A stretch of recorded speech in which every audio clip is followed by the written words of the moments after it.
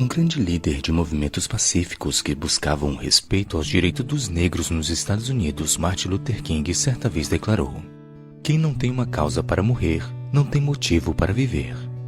De fato, quando um princípio é extremamente importante para uma pessoa, ela deve estar disposta a ir aos extremos para defendê-lo.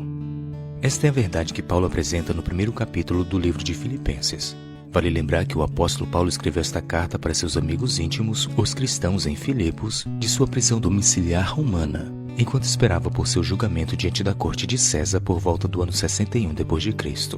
Diante da morte que ele sabia que o esperava em Roma, ele declara para seus irmãos no verso 21: "Porquanto para mim o viver é Cristo, e o morrer é lucro." O texto é claro ao mostrar que Paulo não temia a morte. De alguma forma, o apóstolo revela que quem realmente teme a Deus não se desespera diante da finitude desta existência.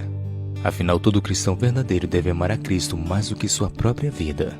Esta foi uma jornada vivida por grandes homens da fé, que colocaram sua fé acima de sua vida. Dois nomes que viveram esta verdade na prática foram John Hus e Jerônimo. No período da Idade Média, ambos foram presos por ensinarem que somente Deus podia perdoar pecados, e não um líder religioso. Em 1415, Hus foi para Constança, onde foi preso e condenado à morte em uma fogueira. Jerônimo também foi preso, mas diante da morte do amigo, ele retrocedeu e negou sua fé. Diante das autoridades da igreja, ele negou os ensinos que antes havia pregado com seu amigo Hus. Entretanto, de volta à solidão do calabouço, sua consciência lhe mostrou o erro que havia cometido ao ceder à Assembleia. Ele lembrou que durante os longos meses que havia passado na prisão, apesar dos sofrimentos, sentia paz ao refletir nas promessas divinas. Depois de ter cedido às autoridades, percebeu que estava a caminho da apostasia. Jerônimo então passou pela grande decisão.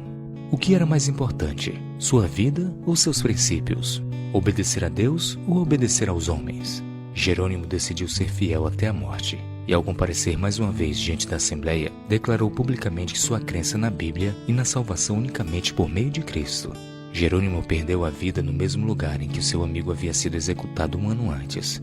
Mesmo assim, fez todo o percurso cantando. Estava feliz por sentir o perdão divino. Havia reencontrado a verdadeira paz. Ao ser executado, o carrasco passou por trás do Marte, que, convicto que sua morte não era uma vergonha, disse: "Venha com ousadia pela frente. Ponha fogo à minha vista." Que exemplo de fé ao extremo, que não negou seus princípios, mesmo em face da morte.